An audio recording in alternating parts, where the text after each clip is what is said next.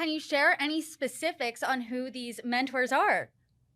Well, obviously, I have been watching our speaker, Nancy Pelosi, for some time, and she makes herself available to new members to talk to us. She reminds us that if you are in the arena, you have to be ready to take a punch, but also throw a punch for the children, of course, as she likes to say.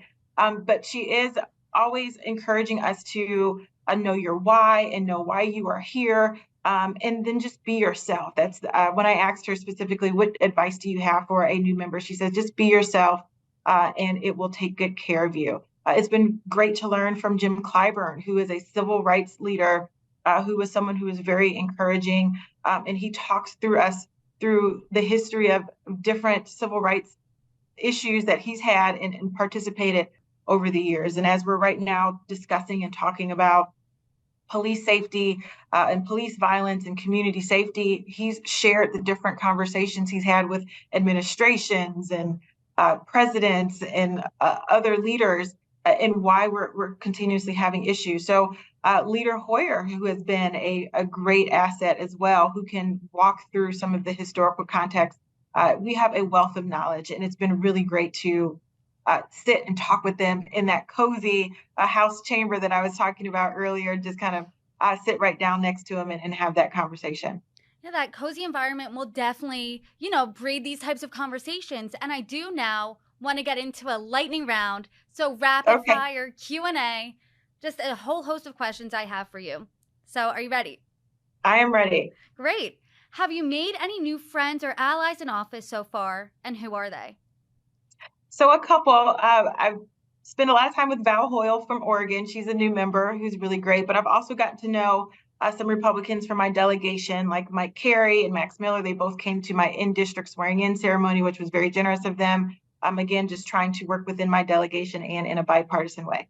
Growing up, what political figure did you look to as the type of lawmaker you eventually aspired to be? I look to my mother. She was someone who I got to see every single day behind the scenes, up close and personal.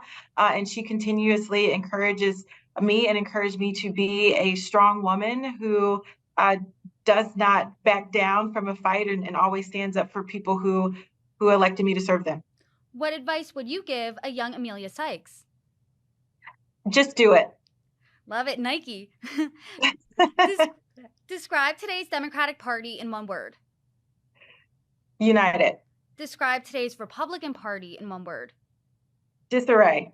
President Biden hasn't announced the 2024 bid yet officially, but do you want Joe Biden to run for re-election? Joe Biden showed us incredible courage and strength in the State of the Union, and I would be happy to support him for the presidency. Describe the future of the Democratic Party. Diverse. Describe the future of the Republican Party. Chaotic. Within the next 2 years, how will this Congress improve the country? This Congress this Congress honestly has to look inward and decide what they want to do. And hopefully, as I mentioned about the Republicans and what we've seen from the Democrats, I hope they choose to govern. I hope they choose to serve. Is it That's what we're doing on the Democratic side. is it looking like both parties are choosing to govern? The Democrats are absolutely ready to serve and govern on behalf of the American people. And finally, what do you want your legacy to be?